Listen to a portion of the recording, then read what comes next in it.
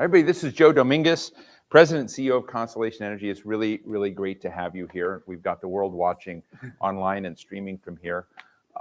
It's a pleasure to have everyone with us in one of our principal live sessions. And I like these because we can dive deep. I remember when Chuck Todd of NBC, the Meet the Press, had a show called The Daily Rundown, and I was a regular on it, and he had a section in it that was 8 minutes long called The Deep Dive. And that was as deep as American television got, with 8 minutes there. And I was often on it, very honored. And I sort of said, if we do this, we set up Semafor, I want to do sessions that are longer than 8 minutes, that are deeper dive with credible people. And we're broadcasting this, so this goes really, really well. But let me just start out, Joe, and thank you so much for joining us. Thank you. I had not realized, to tell you the truth, that Constellation Energy had grown to such an enormous footprint in the clean energy space. And this isn't to say I admire what you're doing or I'm being a flag, you're big in a clean energy space. And I think a lot of Americans may not realize that clean energy has become as productive and as profitable. I just looked at your stock, you're like $113 a share. Like you're this is not like solar panels on a roof, right? It's across the board. So why don't you tell us a little bit, real short form, about what Constellation Energy represents and what its big pillars are, and and how did it become the main player, in just such a short time in this space? Well, and first of all, good morning, everyone. It's so nice to be here, Steve. Thanks for inviting me. We did it because we were intentional about it. We very deliberately wanted to own the space of being America's largest zero emission energy producer. So we invested, and I'm sure we'll talk a lot about nuclear, and that's a big part of our portfolio, but we also own some of the largest hydroelectric facilities in the country, and we have we play a role not only as a producer of energy, but as a seller of energy. So we're the largest seller of energy to commercial and industrial businesses across America. About 75% of the Fortune 100 buy energy, and that's both electricity and natural gas. And do they buy it directly from you? Yeah. Or do they you give it to the utility and the utility charges them? No, we operate mostly in places where you have electric choice, like you do down here, right? Where you could choose your supplier. So unlike residential customers, most commercial industrial customers don't buy any of their power, the actual supply, from the utility. Over 90% of them shop for electricity in these competitive markets.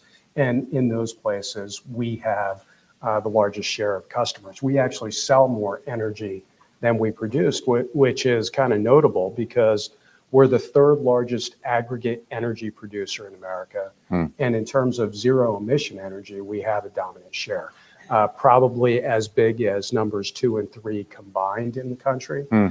So we produced last year about 11% of the nation's zero emission energy. And look, if you produce 11% of anything for America, it's a big story.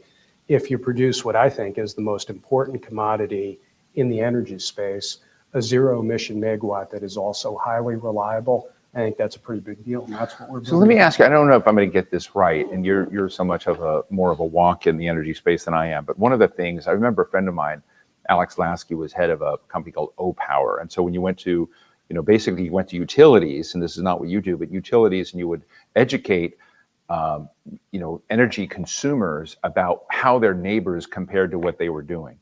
And so you would get a grade, or you would get a shade of color or something, to make you feel guilty or shame you personally. But it was done in a positive way. But that was a thing that I found very interesting. And you sort of talk about choice, whether it's a company, that you're supplying directly, or on the other side of you on the utility, how intimate do you feel Americans are with where their energy comes from? I mean, that used to be a fad, and I'm wondering if it has faded away.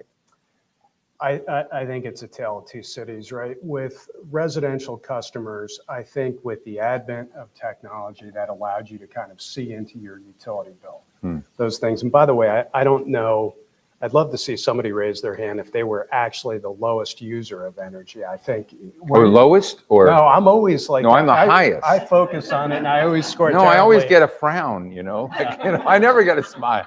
Well, it's your hacienda. I think that's probably driving a bit of that. But You know, in the early days, we saw residential customers really like focused in on the data, and they'd talk about it at cocktail parties. This is how much over time, I think that interest has ebbed and flowed, and it's probably eroded at this point. For commercial industrial customers, just because the energy bill is such a big part of their costs to produce, they've always been hyper-focused on it. Mostly from a cost dimension, Steve, but increasingly for a lot of large customers now from a sustainability standpoint, how much of it's clean, and as we evolve, how much of it is clean moment to moment? I'm sure we'll talk a little bit about that. So So I want to get to the nitty gritty of some of this in a moment, but and let's leave nuclear out of this. Wind, solar, hydroelectric, natural gas, which is the most profitable and easiest for you to expand and scale?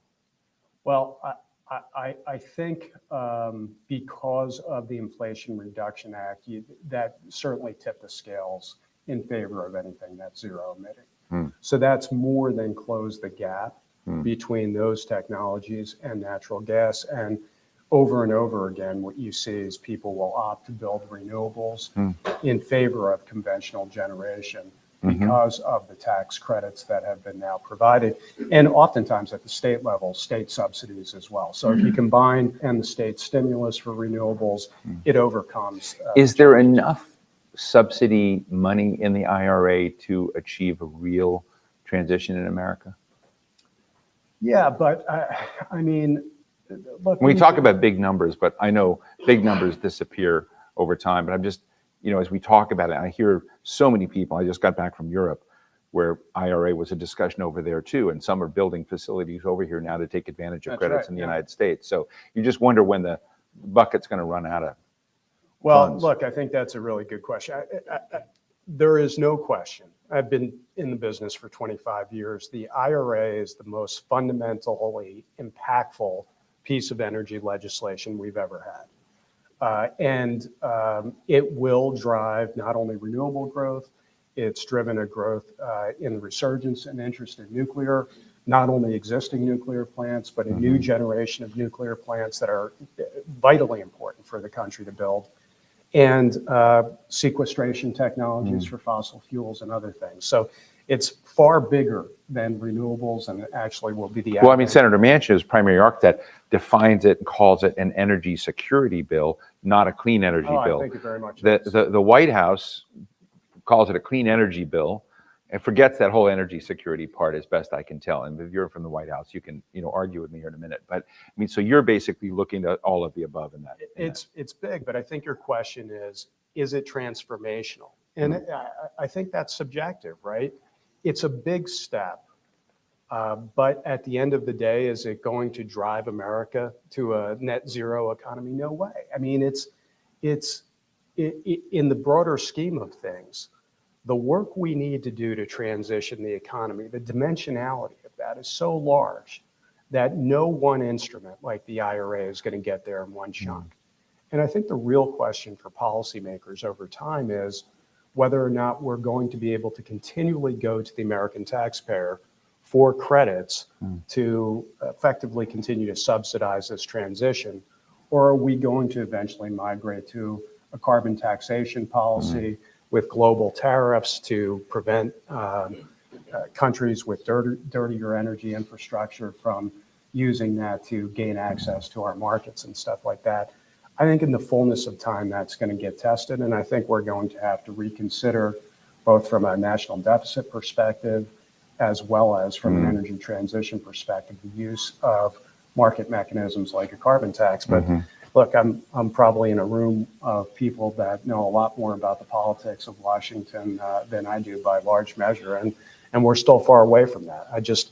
As I see the continuing evidence of the erosion of the worldwide climate and the indicia of that every year, I think the intensity of this debate is only going to grow, and we're going to have to revisit those methods. So I was focused. I'll just be honest. I mean, I've always been interested in nuclear power and nuclear power plants. You have a bunch of nuclear power plants. I think you have 23 plants. That's right. And I didn't know what to call a lot of plants. You got a bunch of them, or you got a pack, a pack of them, or you have a portfolio of them. Turns out they're called fleets. You have a fleet of plants, which I didn't know. We were having a chat. As you know, this use of fleet was a new way to organize my thoughts. So in your fleet of nuclear power plants there, I'm interested in this because it's sort of the not much discussed element of the American energy portfolio. It's sort of the taboo topic.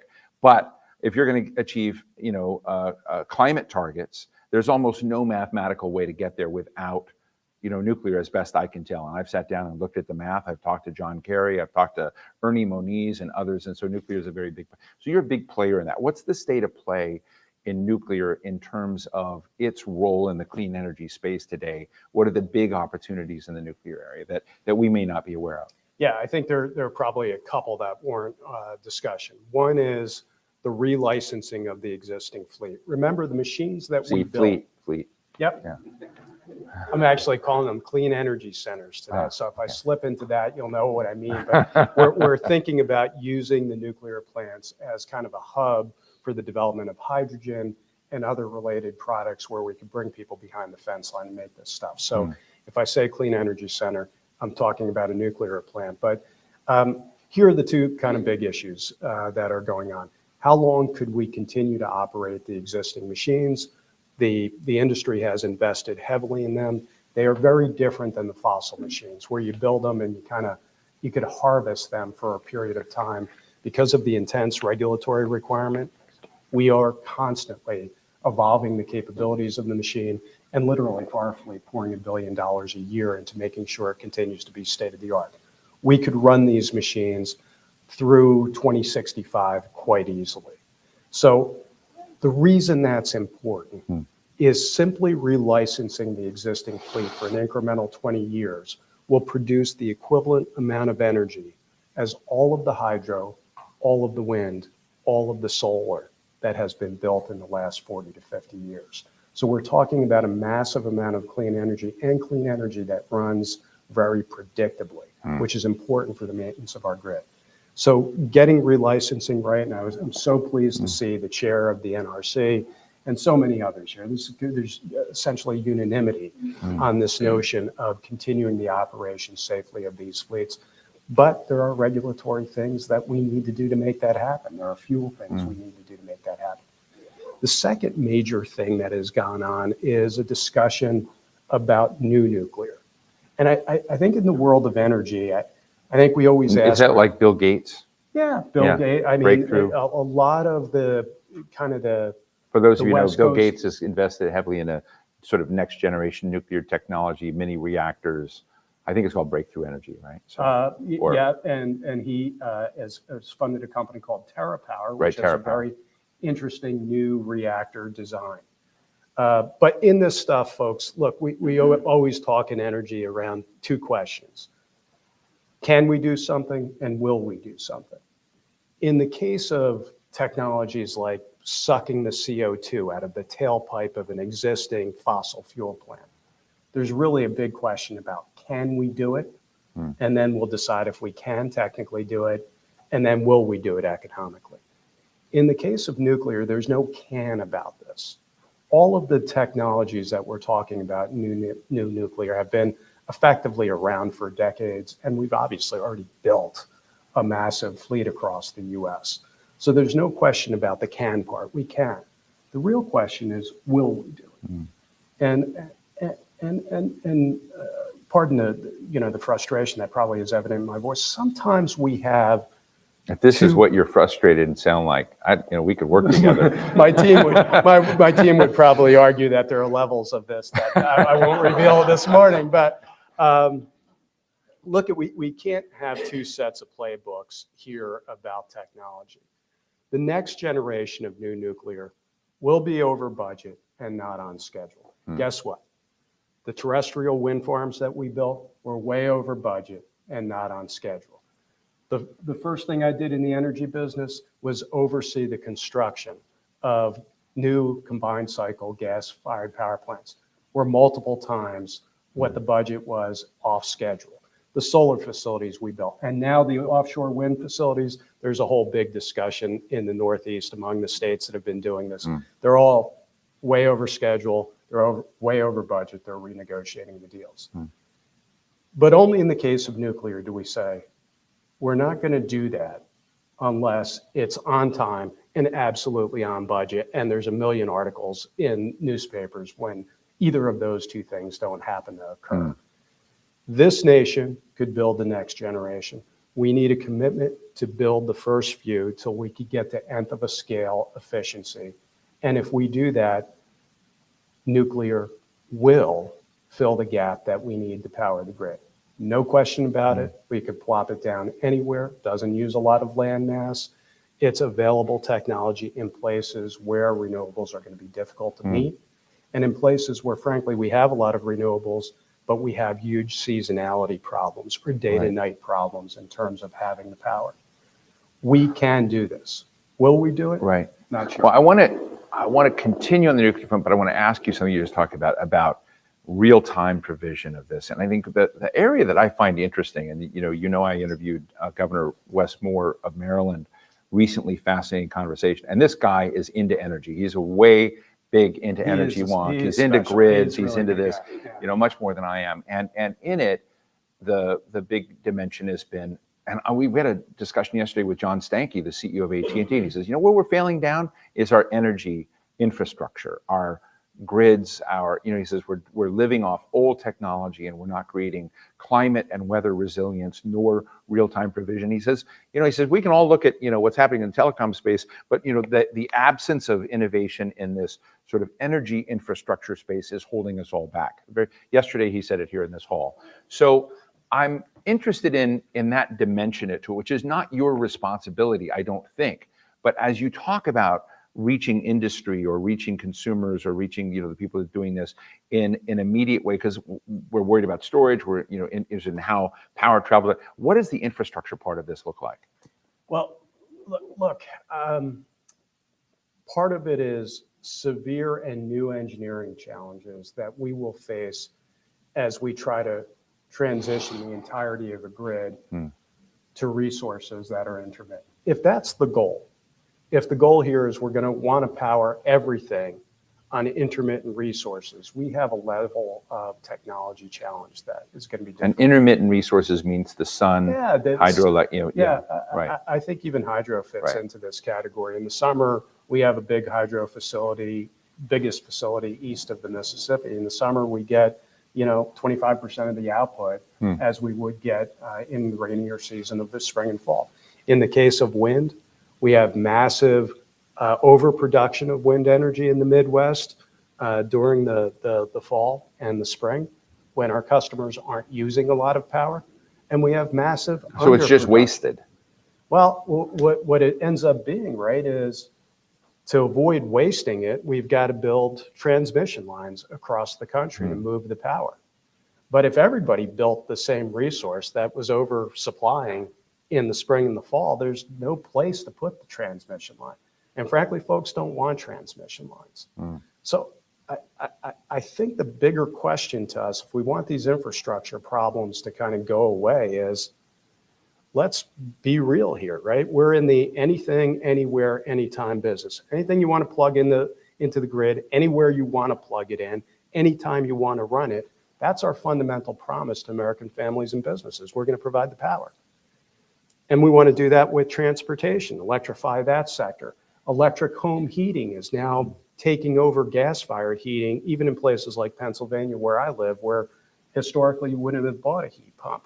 We want to industrialize and electrify industrial processes as we're bringing more industry back from all over the world. And then on top of that, we want to build other fuels like hydrogen and sustainable aviation fuels and different things, all of which are going to require energy, and all of which have the characteristic of being very time dependent. They want energy when they want them. And if we're going to try to match that purely with just intermittent resources, it's going to be really challenging.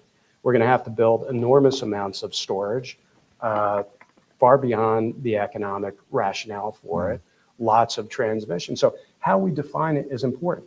Let me give you kind of another world. What if we didn't say we want to just build aggregate amounts of clean energy wherever it was, but we want to target technologies that operate in load pockets where people need energy and that operate in a predictable way and that are backed up with storage in the case of renewables or new technologies like nuclear? That's a far easier problem to solve. But the question walking into this technology debate, is the technology hard? Yeah, but are we making it a lot harder by saying, for example, in a number of states that the only thing we're going to do is build renewables, right? We're getting to 100% renewable. Sure. And we all know, we've seen this in state after state. Governors would puff up their chest, I'm 25%, I'm 30, 35, 40, 100%. Okay, but you got to run the grid. You got to do this anything, anywhere, anytime thing we're trying to do. And we need resources that operate when our customers need it. Frankly, we need resources that Would don't it be operate when useful they to don't. grade governors on how literate they are about the grid? It wouldn't be useful for me to do it. Oh. Let me ask you All another of the question. I governors in think it was states in which yesterday. we operate I know are some A's. folks here, I think are from the Nuclear Association, so I may have this wrong. There's a company, I didn't know this, but there's a successor company, I don't know if they're a rival to you or not, but that is the successor corporation to the Manhattan Project. Did you guys know the Manhattan Project is still sort of alive? It's through Centrus Energy. And my friend Dan Poneman is the CEO of it, and they're in Picayune, Ohio. And I think this happened yesterday, where they created and recreated for the first time, this brand new effort to create a nuclear fuel in America. This HALEU, HALEU, and I can tell you what it is. Just look it up. But it's a big deal because I didn't realize the American nuclear industry was substantially dependent on the provision of Russian nuclear fuel. And so during this crisis, it's been something that's popped up every once in a while. And and it's a problem, I think, in the nuclear industry. And it's certainly something, as we were telling the Germans to get out of Nord Stream, they were whispering to us and saying, well, what about your nuclear fuel? And they were. So I think that there's this dimension out there. So how big a deal is this new production of U.S. nuclear fuel? Do we need much more? Ernie Moniz, former Secretary of Energy, told me we're technically in violation of the Nuclear Non-Proliferation Treaty by not making more nuclear fuel because the United States is supposed to be supplying its allies with nuclear fuel under the treaty.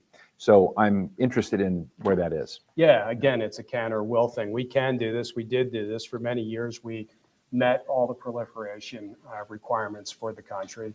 And we had a domestic capability to enrich uranium and to effectively get uranium out of the ground and turn it into fuel that can be used in reactors. There's enrichment and conversion. They're just two different processes along the way that allow you to do that. Uranium exists in abundance here in this country, but the biggest known deposits are in Canada and Australia. So from a geopolitical standpoint, the availability of the ore is certainly there and in safe geopolitical places.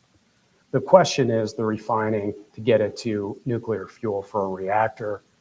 That has been allowed to atrophy in the US, and there was intentionality around the policy. Back when we were convincing the Russians to convert their bomb stock into useful domestic fuels, we actually had a megatons to megawatts policy where the US nuclear industry was encouraged to do business with the Russians, to incentivize the Russians to fulfill their treaty requirements. And they would take bomb fuel, which is about 90+% enriched, and they would blend that down to what we use, which is no more than 5% enriched, right? So you could take a lot of this material and make it useful fuel. So a dependency was created. And the Russians had this huge economic advantage because they had all of this fuel sitting around. American companies weren't competitive in that space. And so that dependency was created, much like, to your point, the dependency that Germany had from a natural gas perspective with Russia. And we've kind of seen how that turned out. So at the beginning of this, actually before the war, there was a strategic decision to start reducing the amount of Russian fuel that was used. And we were well on the way to doing that. And now the war has accelerated that. But a fairly modest investment, and this is like a $3 to $4 billion number. And, and the numbers that we're talking about for the energy transition, which are in the tens of trillions of dollars, relatively small investment, we could jumpstart this. Centrus, the company that you referenced, is a big part of that. But other companies around the country are creating this capability. So we don't find ourselves in this position where the Russians could utilize their ability to interrupt fuel deliveries as a means of undermining electric reliability in the U.S. Now, the industry has protected itself. Our company, as an example, went out and bought material so that we could put it aside and cover us through largely the entirety of the decade while we build this. And a lot of the industry has been quite strategic about that. But we need to get this stuff that's kind of sitting there in Congress done. And I'm very hopeful that it'll be done by the end of the year. But if you're a student of the German situation, and how many people in this town said, oh, the Germans are nuts shutting down their nuclear plants. They've caused this massive deindustrialization through higher prices. And they were nuts to put their head in the noose of Nord Stream, this dependency. Well, there are other aspects where the U.S. is an analog to that and is doing similar things. We got to fix that. It's cheap to fix. I see Maria Korsnick in the industry. Maria runs NEI, which is our largest trade group, and she and her team have been very. Were you in Ohio yesterday? Part of my team was in Ohio. Okay, good. Okay, well, good. Yeah, I got invited, but I couldn't figure out how to get there. It takes forever to get there and to get here in time to see you. So I had to make a choice between that and spending time with you, and I chose you. So I just want to put that on the record. Steve, I love that. But let's go to, a couple of years ago, and I guess I can quote this now. The CEO of GE, who is a friend of mine, told me, Steve, what you need to write about more and think about more is hydrogen. And it's a key part. We lack the infrastructure where we need to be, and people don't understand what a key part of the next energy portfolio it's going to represent. And lo and behold, Joe Biden comes out and they're going to award $7 billion in hydrogen hubs and really begin looking at this infrastructure. So what Larry had told me about before is coming in. As I understand it, you're a major potential player in this space too. What opportunity is hydrogen, and what do you need to happen so that we get there the best, cheapest, coolest way? Yeah, so on this, the Department of Energy just announced yesterday that the president is going to be in Philadelphia on Friday announcing the recipients of this hub funding. And the notion was, as we develop hydrogen, because it's part of every hydrocarbon, could be used in existing machines today. So we could make drop-in fuels for airlines, for ships, long-haul trains, other things. We could make clean fuels made with clean hydrogen. The hydrogen has to be made from sources of electricity that don't have an emissions profile. So think to yourself, renewables, nuclear, hydro, to the extent that you could get natural gas with sequestration, all of those things are potential players in making a fuel type that doesn't depend on converting, like we're doing with light-duty electric vehicles, a fleet over decades, but could be a drop-in fuel literally within the next 3 or 4 years. Could be used for ammonia production, which is a big part of the fertilizer industry, which also uses a lot of the dirty hydrogen. So we think that nuclear plants could be a very important part of the hydrogen supply chain. Why? Abundant energy. We're located where there's a lot of water. You need water because you're separating water into hydrogen and oxygen. We have rail access or big water access near every one of our plants. And we have process heat that you see in cooling towers that could be used to superheat the water before it's split into oxygen and hydrogen. We know that could reduce energy. So your clean energy hubs are hydrogen incubators. Yeah. So when I talk about clean energy incubator, centers, right? you could imagine the fence line of a nuclear plant eventually housing a hydrogen production facility, where that production facility creates sustainable aviation fuels that could transition the airline industry to being clean and make it real. If you look at all their CEOs, they're counting on this to happen. So what's going on? Congress, when it enacted the IRA, clearly stated, and Senators Manchin and Cardin talked about this, that existing nuclear would be used for all the technical reasons that we just talked about. Makes sense to use to make the hydrogen there. Since the legislation was enacted, there has been a movement that began in Europe to impose 3 additional requirements beyond what was in the statute. Those 3 requirements are that the clean energy needs to be produced in a region close by where you're making the hydrogen. Makes sense, right? You want to make sure the clean energy is actually used. Number 2, that it's time matched, that you're not pretending that wind energy produced in the plains is powering your electrolyzer facility in Maryland. And turns out that wind energy was actually produced in April and May when you have abundant wind, but you're running the electrolyzer facility in August. And in the meantime, you're just producing more local pollution. So there was a time-matched element. Those things made a lot of sense. But then there was what was called an additionality requirement.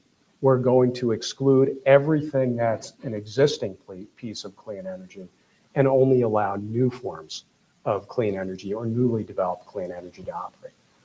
That's a big problem for nuclear, right? Because our stuff is existing, even though we're investing billions of dollars annually to keep the fleet alive, we would be excluded from being allowed to make hydrogen under this framework. Now, the theory had been early on that the Europeans were going to follow the Germans and impose a strict additionality requirement. Again, only new resources could make hydrogen. A breakthrough moment occurred about a month ago when the European Union overcame German opposition, quite frankly, and followed the French proposal to allow existing nuclear to be allowed to make hydrogen. Again, for all of the reasons that we've talked about. The question now is... Can I just ask you real quick, what is the logic of that? Is it just political correctness or what? I mean, aren't you going to end up with a lot more hydrogen to help you with the transition faster? Totally. You know, with the systems, and isn't your time to scale up whatever additionality you need? You know, and we haven't even gotten to permits. I want to make sure we get the question of the audience, but the whole permitting thing, as I understand it, Europe can be even more complicated to pass through than the US. So I'm always interested in this energy that people think you can produce tomorrow, a certain kind of thing, but it takes, if you're going to have that additionality requirement, it's going to take a long time for those facilities to, you know, be planted and to grow and to kind of, you know, so I'm just asking a simple, I have no idea what this is, but just simple logic question. Doesn't that keep you out of the hydrogen game a long time? It does. And I think, you know, logic is a derivative of math. So I'll give you the math. The EPA has recently proposed new regulations for the decarbonization of natural gas-fired plants in the US. And one of the strategies that they have proposed is that existing natural gas plants blend a combination of natural gas and hydrogen so as to lower the emissions. When EPA proposed that regulation, they said it would be commercially available because they were depending on a volume of hydrogen that the Department of Energy said would exist. For that volume of hydrogen to be built by the time the EPA regulations have traction, you would have to rebuild all of the renewables that have been built in this country over the last 40 years. In the next 6 years, talk about permitting problems, and dedicate the entirety of that to using that additional power to make hydrogen for you to even get to the volumes that we're talking about. So is there logic to creating a hydrogen economy with just additional resources? We think the math demonstrates that it doesn't work. Are there legitimate reasons? Is there is it political correctness? I don't think so. I think the thesis is simply this. Look, we don't want to effectively increase the consumption of clean energy, even making hydrogen, because that clean energy is going to come from somewhere, and we're going to increase the carbon intensity of the grid if we use these existing resources to make hydrogen. That's equally true for electric vehicles. Every electric vehicle we put on is using the clean energy on the system. It's simply true. But the problem that theory masks is this. The reality of our grid, folks, is that we're going to have way more clean energy at certain times of the year than we're going to be able to need. That's why we're building the transmission lines. We're only building transmission lines because we're oversupplied, right? And we got to move that energy. Otherwise, the wind, you know, So when you kind of think about it, right, our customers use 35% more electricity in July and August than they use any other time of the year. So if you build out an electric system to cover July and August peaks, what are you going to have every other day of the year? More energy than you need. The EIA and others have analyzed this, and what they found is that in a relatively short period of time, what you're going to be doing is turning down nuclear power plants, feathering the blades on wind farms, triggering inverters to shut down solar power. Is this a far off theoretical problem? No, it's a problem we've faced for the last 5 or 10 years in the Midwest. It's already our reality. So we're either going to turn down nuclear plants and waste that energy, or use it productively to make hydrogen. And in so doing, we will create more space on the grid for new renewables to be added. Do the Department of Energy and White House get that?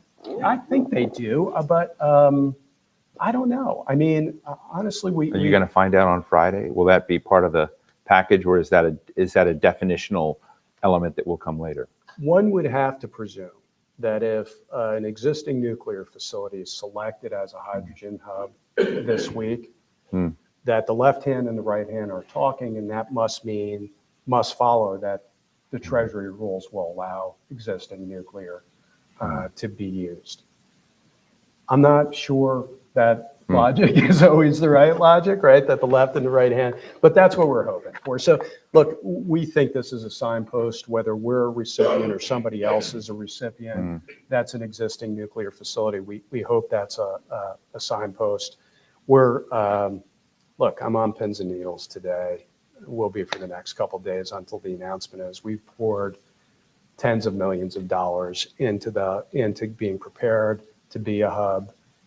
It's something I've staked the company's future on to a great degree. So, we'll all know. We'll look on Friday and see what. I'm going to go to the audience. But one other quick question. It's just out there, and again, this is my question as a layperson. In the different sorts of energy, clean energy options out there, or fossil fuels, one of the debates that often breaks out in the media are subsidies, tax incentives. What is the most subsidized tax-supported energy option in the clean energy space? What is the least? Is it wind? I mean, credits matter, as I've learned in wind, and I've been told that there are a lot of impacts in the way those credits are provided, and there's a kind of lot of sleight of hand in wind credits and how they do. So wind seems to me to be complicated, in terms of credits and provision of power. But yeah, I don't want to be weaselly on the answer to this, but I'm going to be a little bit. If you just calculate the state and federal subsidies, then wind and solar get more than anything else. There is this, as you noted, this ongoing debate that intangible drilling rights, other things that have been in the tax code for 100 years to incentivize drilling, the use of federal lands for drilling, all constitute in a certain way a subsidy. And then if you kind of take it to a second derivative, folks in the clean energy sector often argue that the greatest subsidy given to the fossil industry is the unrestricted ability to effectively use the sky as a dumping ground for CO2 without a price. So it's a complicated argument, and the different positions draw their legitimacy on logical arguments that can be expressed. What I can tell you is that nuclear has, whether it's fossil fuels that get a greater subsidy or renewables, is one thing. I think what is uniformly true is nuclear has gotten the worst piece of that, unfortunately, for Maria and I and others who have spent our life on this. Well, interesting. Let me take some questions from you while we have a few minutes here. Yes, and if you'll, do we have a mic for folks? We have no mic. So we're just going to speak loudly enough, or I may repeat just the bare minimum of what you said so that our viewers online can hear. But go ahead and tell us who you are. Thanks. Hi, I'm Stephen Dolly with S&P Global, and I've never S&P Global, cool. I love, yeah. Thank you. Never been accused of not speaking loudly enough, so Okay. I don't think that'll be a problem. Thank you for I'm leaning my mic in. discussion, and Joe, thanks for coming out. You all are the biggest nuclear power operator in the U.S., at least as far as we've been told publicly. You all don't have any plans to build new units at this point or in the foreseeable future. I expect the answer is no, but I'm interested in why. Does that send a mixed signal that it's sort of a do as we say, not as we do. Right. We need nuclear, all of the above, but you guys build it. How does So just- Constellation not planning to build new units at this point? So just to be technically correct, so our audience, why are you not adding to your nuclear fleet? Well- If you're doing it, what message does that send? Yeah. Stephen, thanks, Yeah, and it's good to that's good. see you again.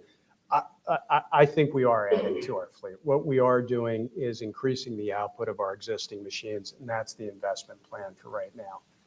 What we've said is that it's kind of premature for us to say, we're going to invest in an SMR, given the current state of the licensing and the technology development, which some may argue is 5 years away or better. And I'm probably in the camp of beyond 5 years. So it doesn't enter into our business plan at this point in time. So there's kind of another reality that we're in, even though we're the largest. We're the largest, but we're not a monopoly utility. As I explained earlier, we sell in markets that are competitive markets where our customers could choose us or others. And as a consequence of that, it's very difficult for us to make an investment that's going to be a 20 or 30-year investment. And I would add fossil fuels in the same category. We're not going to build a natural gas-fired plant immediately at this point because we don't have the backstop of a monopoly on the local customer that we could charge that to. There are others and lots of utilities that have that, but we're not a utility able to do that. So we end up focusing on other technologies, at least at this stage, that present a return of capital sooner than the full lifespan of a nuclear plant. And I think if the technology evolves to a point where we have real predictability on costs, if the policy environment evolves to a point where we have support on fuels that is long in duration, and I think if we rethink how we're going to invest in plants, then I think Constellation will be a player. But to say that we're not a player, I think ignores the fact that we have an equity stake in the Rolls-Royce design and have been very much involved in that. And we provide, and Maria and others know this, we provide technical engineering support to literally every SMR developer that comes to us and asks for it, because they want to understand how the biggest operator and the most experienced operator understands supply chains and the operations. I think that's how we will remain relevant in this space for a period of time. But it's premature for us to say, hey, in our investment plan, we're going to build a new nuclear station or actually even a new gas-fired station for this moment in time. So Right. just to follow up really quickly, the first movers are going to have to be those who are going to be able to fold it into a rate base. I think so. Or to the extent that, for example, you see in offshore wind, states come forward with a predictable credit program that supports the price differential, then I think that would be a game changer. Look, if the state of Massachusetts came to us and did what they're doing with offshore wind and said, look, I'm going to give you $150, $170 a megawatt hour for 30 years, I got my hand up. I'll do an SMR. But right now, that's not the evolution of state laws. And when I've talked about before, state laws that increasingly exclude any option other than wind and solar, that's what I'm talking about. It's not that states won't make the commitment, Steve. We've seen it across the board. The price of energy in those markets are $40 and $50. Yet these folks are getting contracts for 3 times that much, not including the transmission expenses to go and interconnect a facility out in the middle of the ocean. They're not doing that for nuclear. So when I talked about 2 different playbooks, now you're getting my frustrated space. That's what I'm talking about. Instead, what we're saying to new nuclear is you got to be competitive with the existing price. Come on, that's not going to build it. That's not a will do it perspective. That's nonsense. Let's take one last quick question right here. Myself? Yeah. I have a question related to other options that were not mentioned here. And in my case, I'm involved with fuel cells and on-demand hydrogen production. Fuel cells and what? Fuel cells and on-demand, on-site hydrogen production. Okay. So there are options as far as hydrogen production is concerned. Right. To derive it from all types of fuels. Right. From fossil fuels, biofuels. And then feed that to a fuel cell power plant and produce clean energy from all types of sources. Okay. Sources that are not polluting, are only polluting because of combustion. Great. I need to bring it to an end. Consider that option. So for our viewing audience, the question was basically about on-site, on-demand production, fuel cells, and other dimensions of the clean energy space that might not have been discussed. But this is our last comment. I think that holds a lot of promise. I think we probably see the economics as slightly out of reach, but we do think a great number of customers right now, instead of buying hydrogen made at a nuclear plant and having to compress it, and transport it, or pipe it to somewhere else, already have an existing infrastructure. We can make the hydrogen there, and we could sell them through our business a commercial contract that guarantees them 24/7 clean energy from renewables and nuclear so that they could get the tax credits associated with hydrogen production. It stands to reason, and we're doing this research right now, that once you make the hydrogen, you could reconvert it into energy through a fuel cell. You should look at the work we're doing at our 9 Mile nuclear station, where with NYSERDA and the Department of Energy, we're doing exactly that. We're making hydrogen from nuclear, and then we're storing that hydrogen, and then we run it through a fuel cell. We create more electricity at times needed and put it back on the grid. You get that kind of full cycle. It acts as a big chemical battery effectively. And that's a high efficiency production. It's very efficient. It's costly right now because the technology on the fuel cell side is expensive. Right. But again, not a can we do it, it's a will we do it. And as that technology expands and we get lower production costs, I think it'll be a real viable option. I appreciate the question. Yeah, Well, of course. Joe Dominguez, CEO of Constellation, thank you for talking to Principals Live at Semafor. It's a real pleasure. I feel much more educated on the energy options and enthusiastic about what you're doing. Thank you so much for joining us.